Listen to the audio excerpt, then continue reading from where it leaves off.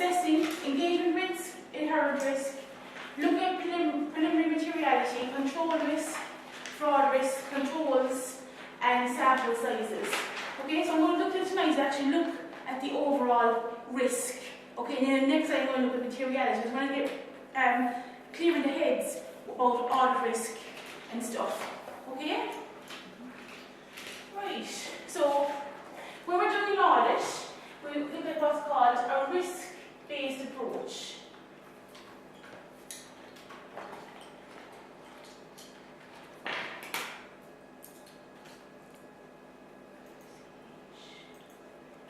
Okay, so we're looking at a risk-based approach.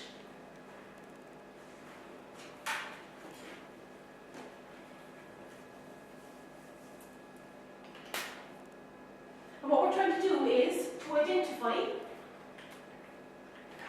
the greatest areas for a material misstatement.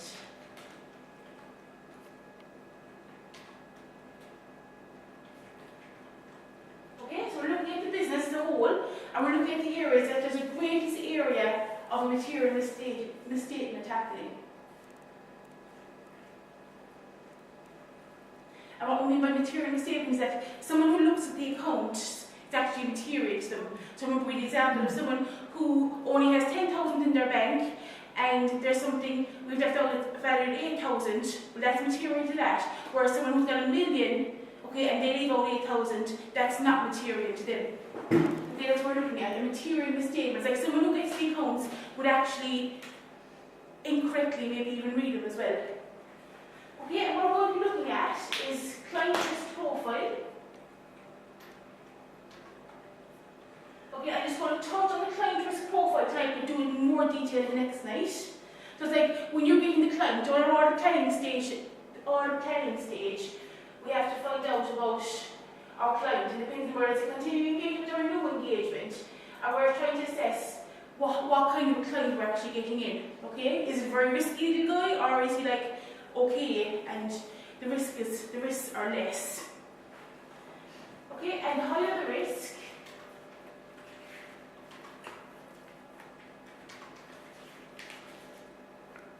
you've got more work to do.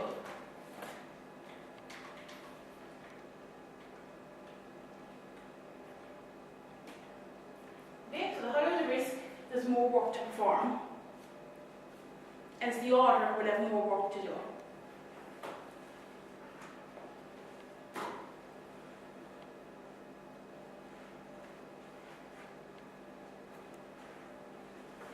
We'll be looking at audit risk. So our audit risk. And what is audit risk? It's a risk we issue a wrong opinion. Okay, that's when we're doing our audit report, and we issue the wrong opinion, and we'll be learning what different opinions we can actually give. That there's actually something in the file that we actually have to give an opinion on, or that actually we give it a clean bill of health and everything is right. But if we give it a clean bill of health and we later discover, do you know what I mean, that there's something after happening, we're after issuing a wrong opinion. We'll be learning all about our opinions later on.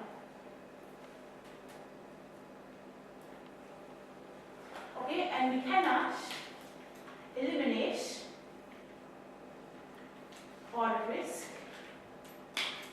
We want to reduce it.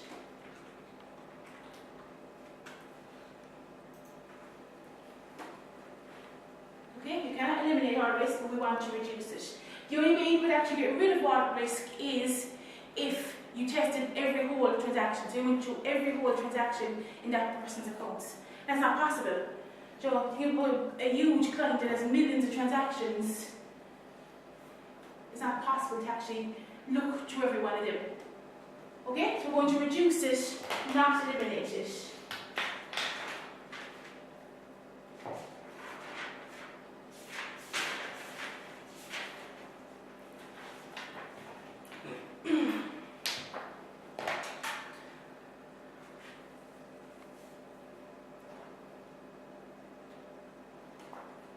Okay, so there's a model for assessing risk.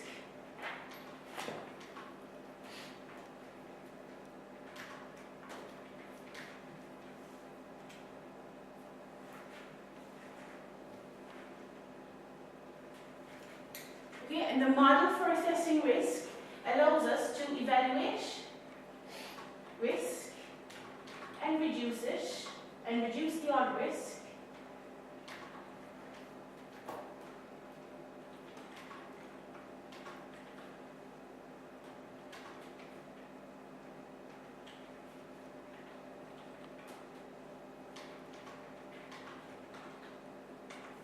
Okay, so we evaluate the model for assessing risk allows us to evaluate risk and reduce the order risk through the gathering of all evidence. Okay, and that's how we reduce our risk.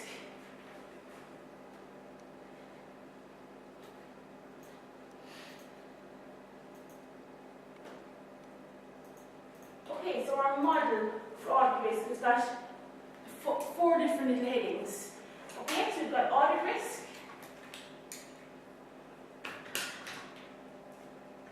equals inherent risk,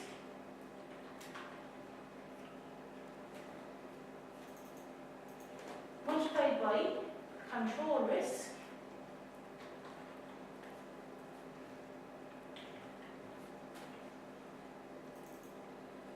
multiplied by detection risk.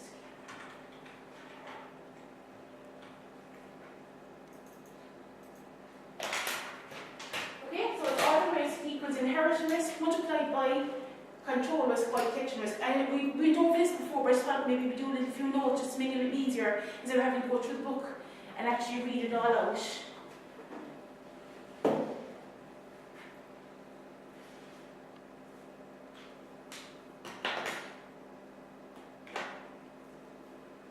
Okay, so first just to put underneath, okay, so we have your headings on, we'll give a little note under each of them. So our audit risk is the probability, again, of issuing wrong opinion.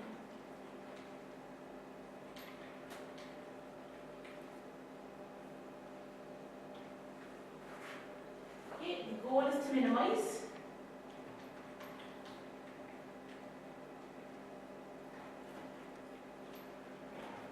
not eliminate.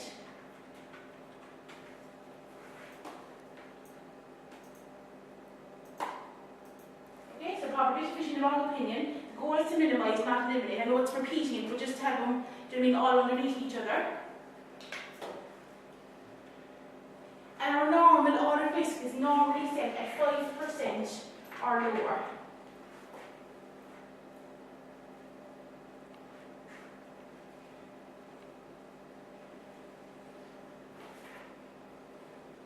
Okay, so our audit risk is normally set at 5% or lower. So if our audit risk is 5% or lower, okay, that means we're going to be we're 95% audit assured.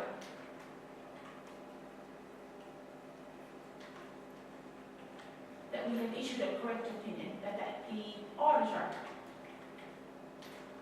has issued a correct opinion.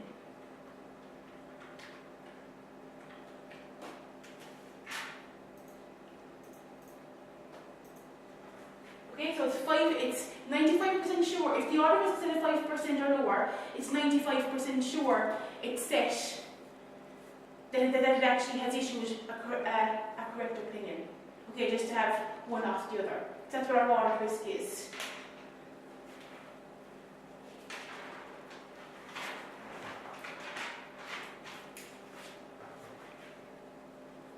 Okay, and just continuing down now under audit risk here for these little details. Okay? So the more risky the engagement, just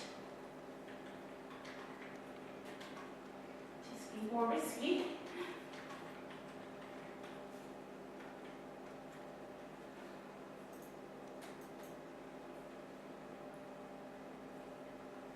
the lower the level of audit risk.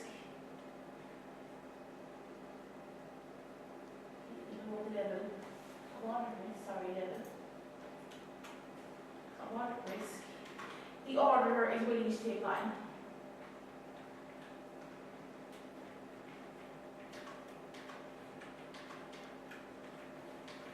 Okay, so the more risky the engagement, the lower the level of risk the auditor is willing to take on.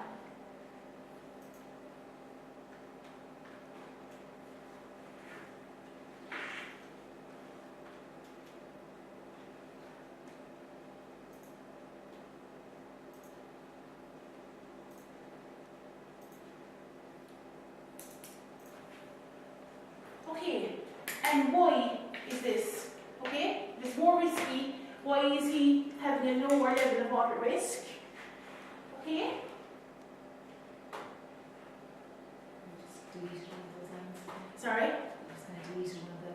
Oh, did I? Yeah, it's just going to Yeah. probably. I'll put in the zero there. Yeah. Thank you.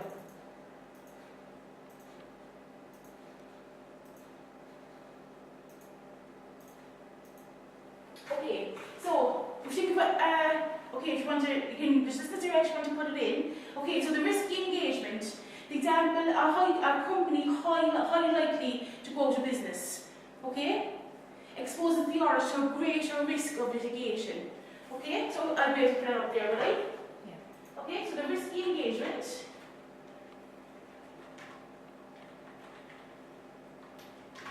Okay, we'll give an example. A company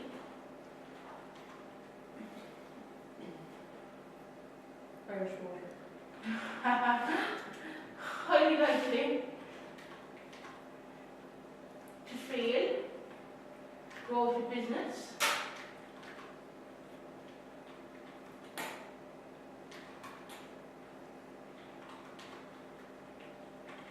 exposes the auditor to greater risk of litigation.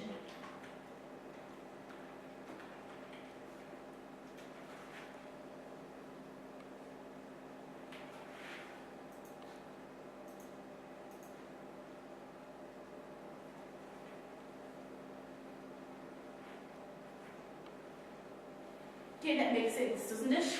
Yeah? So, just to look at engagement risk now, just underneath here. So, the factors to be considered, just stick a line there.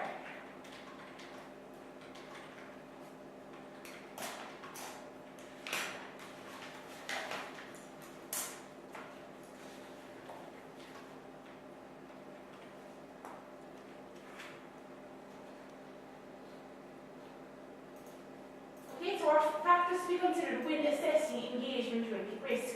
So at the very start of your audit here, okay, you're actually now at the start of your audit, you're considering whether you're going to take on this client or not, okay, and you think he might be risky. Okay, so we're looking at the degree to which the external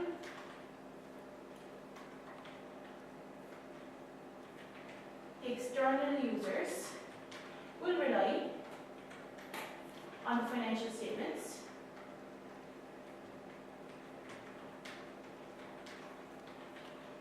okay, so the degree to which the external users will rely on the financial statements. So you've got this risky company, okay, who thinks that you're going to go into business or fail. Then who will look at their accounts would be like a bank or something, consider like, will you give them another overdraft, will you give them another loan, okay? And you have to prepare that audit for them. Okay? So the degree to which the external users will rely on the financial statements. That's the first thing you look at. Okay, so the greater the reliance,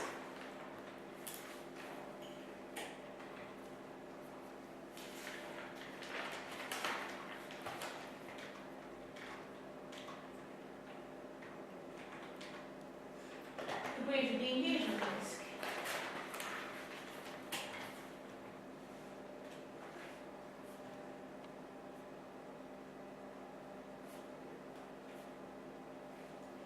Number one. I'm going to put number one here and I'll say that. And how do you know that? How do you mean? How do you know to the degree that the bank is looking at the statements? Well, if the bank, if you're looking at the bank and like you've got a big overdraft there, you've got a lot of loans, they have to keep borrowing to keep actually themselves going all the time. So that would be a. And like the banks look for the account no matter what, whether you're audited now or not audited now. The banks look for your accounts at the end of every year. And they bring in the directors and they bring in the business person. And like they're after bringing down like all their... And as an auditor, would you have access to the information that would tell you that? Oh yeah, you have access to everything. So if Yeah. at their meetings, You can actually request that if they're having minutes, just say it's a big corporation now and they have minutes of meetings discussing this, you have access to all that. You can get their minutes of meetings where they discussed looking for the overdraft, looking for a loan, not having enough working capital. so the more that's discussed, obviously, the more... And the more information you can get off them. I mean, if it's in this kind of situation, the management probably won't want to be telling you because they want to get their audit done. But you have access to everything. Like, and if you see like employees' wages are bouncing and checks are bouncing, do you know what I mean? You have access to all that information on your bank like. Okay, number 2 would be going concern issues.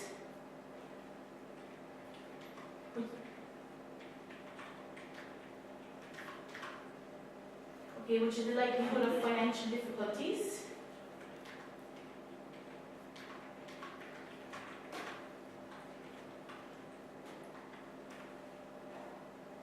And that's also giving greater engagement risk.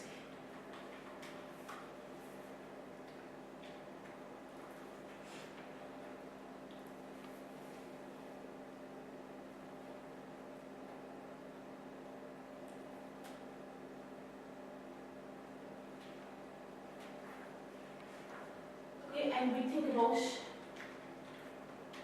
management integrity.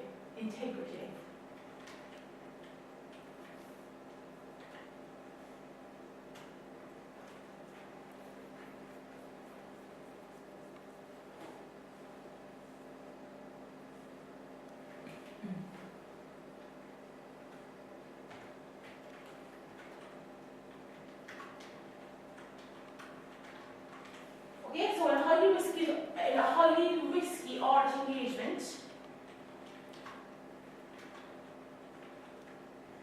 the auditor may look to minimise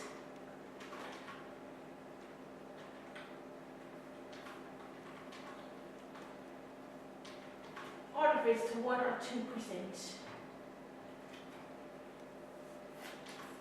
Okay, 1 or 2% with my percentage. Okay, rather than 5%.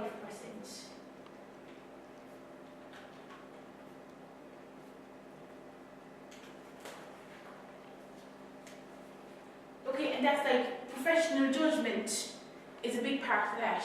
Okay, it's like all in the auditor's opinion and his judgment.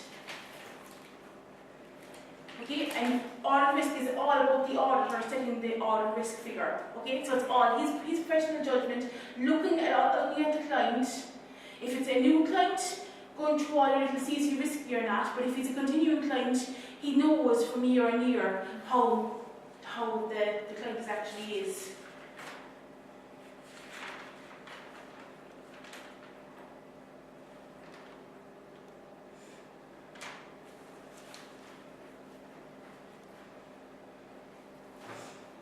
Okay, so that's our audit risk. And I'm going to go back to that now again, okay? I'm going to do a little how you actually would calculate it out, but just to give you all the headings stuff first. So that's our audit risk. We'll back on that. So then we've got our inherent risk is next. Okay, I should give you a definition of our inherent risk. Okay, it's the likelihood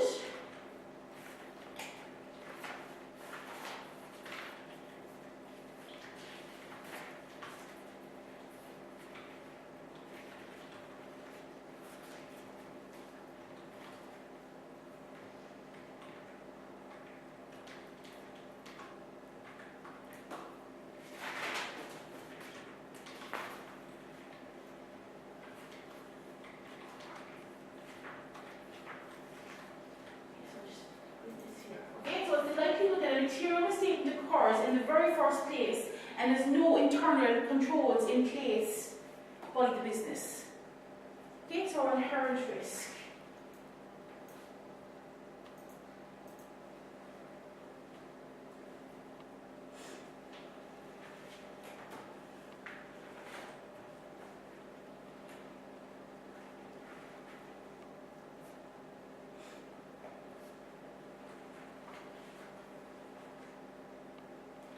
our control risk then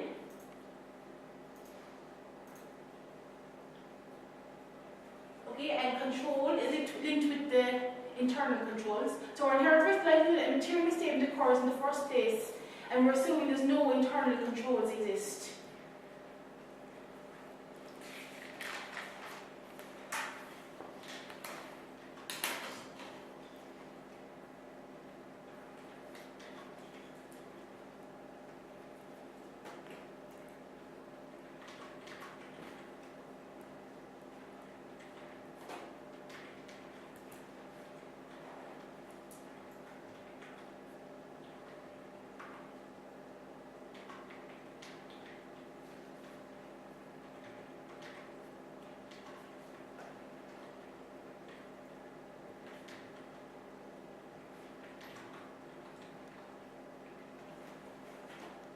Okay, so our control risk now is the likelihood that the client system internal controls will not prevent or detect a material misstatement. So the business has controls in place, but they're fairly weak. Okay, and the auditor won't be able to rely on them.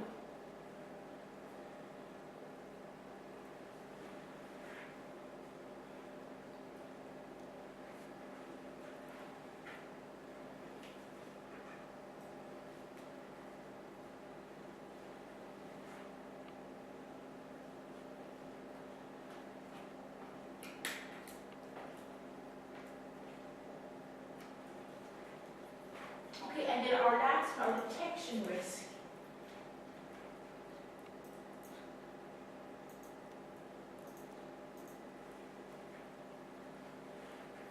Okay, so our detection risk is the risk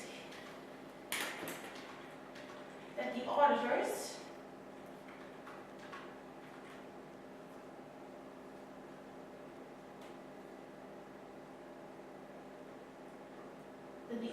audit procedures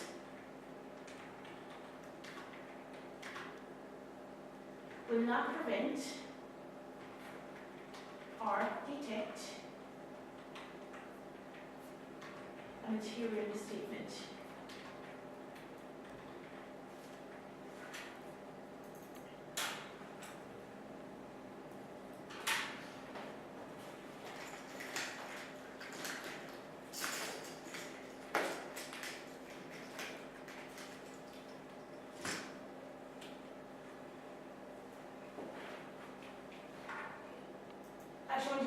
I actually found this, it's actually just a little diagram. It might just help you to help remember it. It's like kind of a little weird one. Okay, so you have a little guy. So this is you down here, right? No, my drawing now, right? And this is the auditor.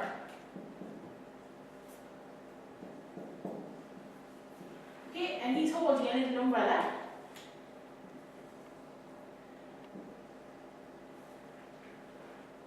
This is the auditor and the financial statements in here.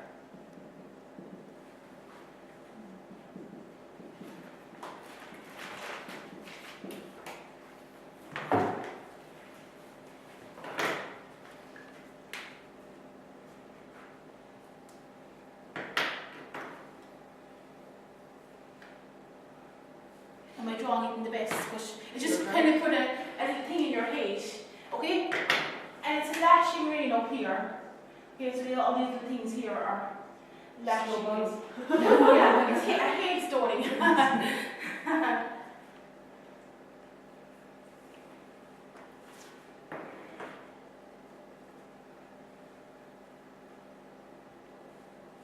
Okay, so this rain here now is going to be our inherent risk.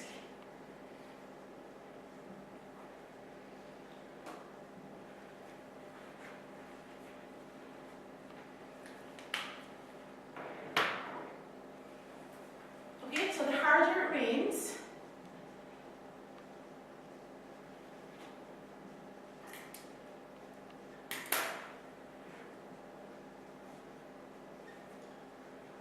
the higher the inherent risk is.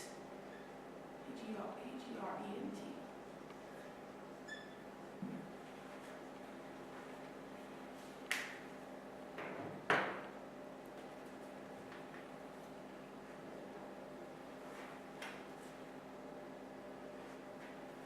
Okay, and if you look at an example of two different companies, okay, so say look at a rental company.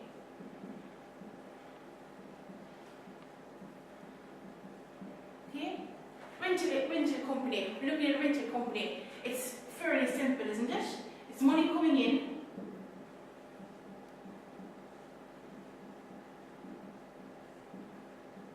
From tenants. Okay, and we're paying expenses.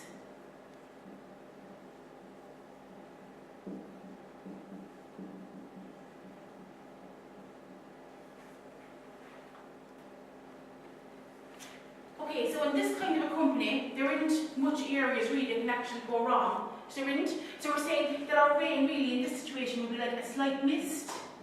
Okay? So our inherent risk, and our inherent risk is the likelihood of material mistake that occurs in the very first place, assuming there's no internal controls exist. Okay? So we're looking at a light mist here. Okay? Because it's not a very highly risk area.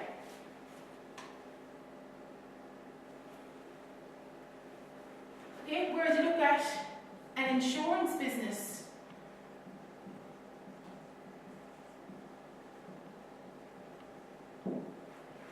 Okay, think about an insurance business. All the things that actually have to be done inside an insurance business. It's a complex business, isn't it?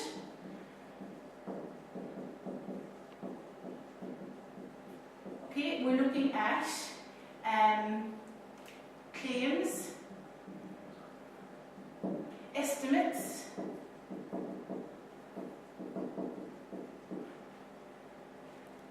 there's management making judgments in there.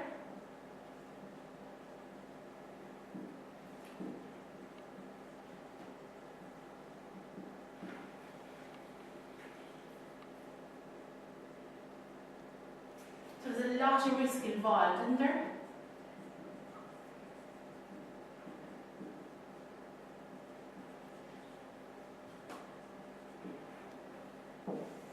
So our insurance business has a lot of risk involved. So if our rental company is a simple business and it's a light mist is only falling in our umbrella, our insurance business is a high risk area, so we're looking at monsoon. Okay? So if our inherent risk is the rain, if we're having a monsoon, we have a high inherent risk, haven't we? Whereas we're looking for a slight mist, with our rental company, our inherent risk is lower. Just give like a little analogy, an example of what it could be. And I think a man with an umbrella, John, would actually stick in your head for remembering stuff.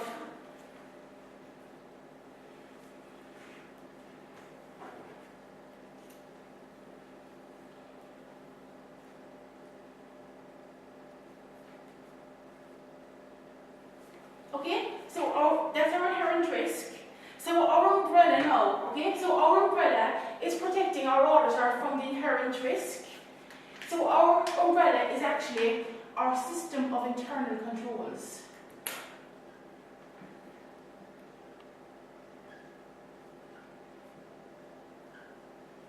Okay, so our umbrella is our little system of internal controls.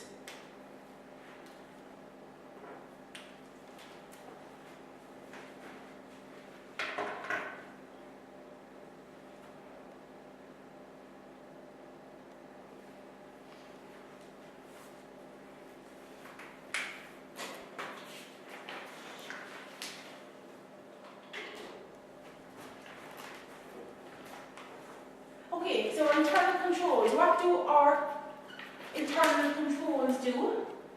Okay, they're acting as they're designed to shield. Okay, so they're designed to shield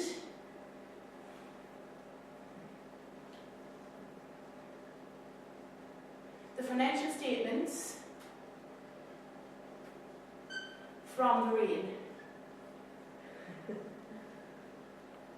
Okay, so they're here now to protect us from the rain.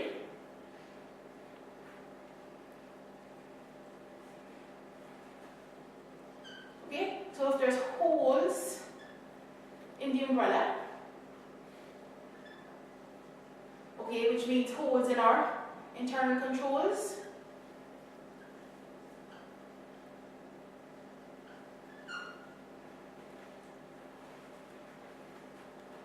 Okay, the rain is coming into the auditor. Comes through to the auditor.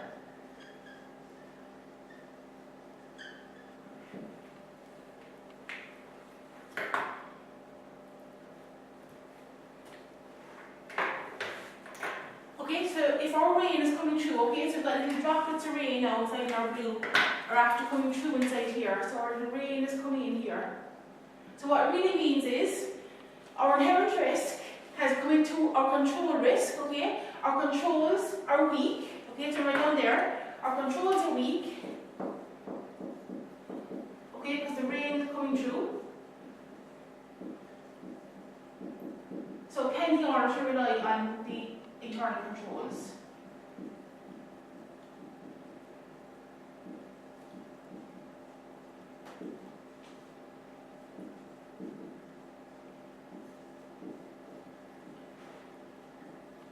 Okay, so can the auditor rely on the internal controls? So our umbrella is signifying our system of internal controls. If we break through it, our errors are coming in here to the auditor.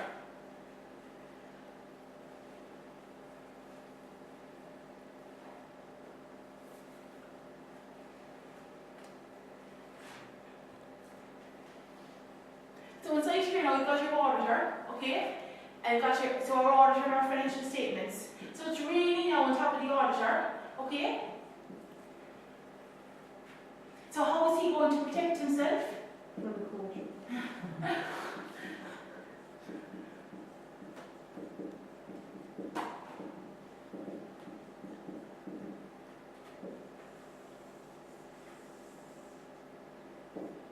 Okay, and we're looking at inside here then our detection risk.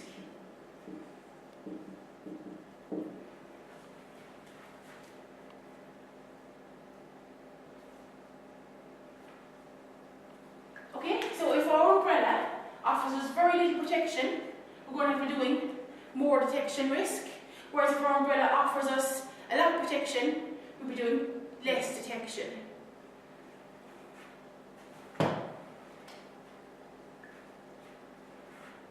So he decide whether he wants to put a raincoat on to protect himself from the little slight mist, or the raincoat to protect himself from the monsoon. Go to a bunker. So just kind of makes it just kind of bring, do you know what I mean, get the analogy in your head. I mean, sometimes you get an analogy in your head, kind of helps you remember. It's like trying to remember this is this, this is this, this is this. Okay? And as you go back to this is your rain, your inherent risk, your umbrella system of controls, your auditor inside, your inherent risk depends on your business here. Okay? Your system of controls, if the rain isn't coming down through, it means your controls are strong, but if they're coming down through it with weak controls. So if the rain is coming here to our auditor, he's going to have to protect himself inside here, and all we can do is actually use our detection risk to protect ourselves. Okay? Yeah?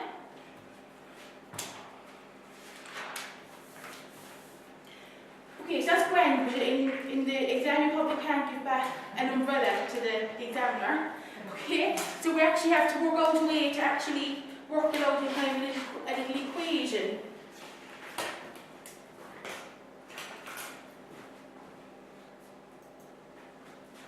Okay, so I did this off in here, yeah?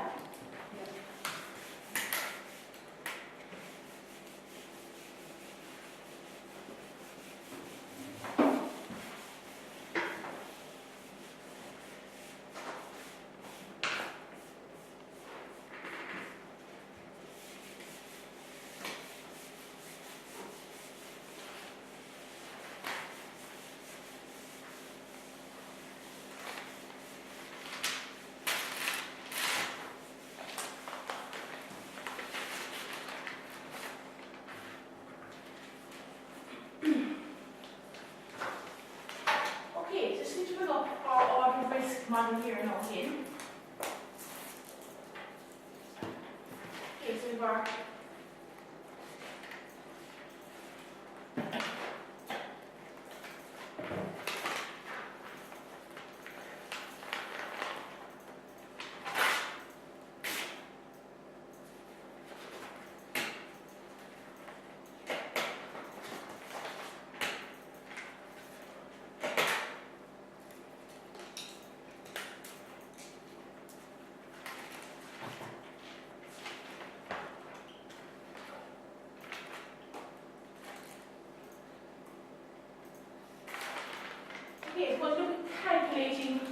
risk here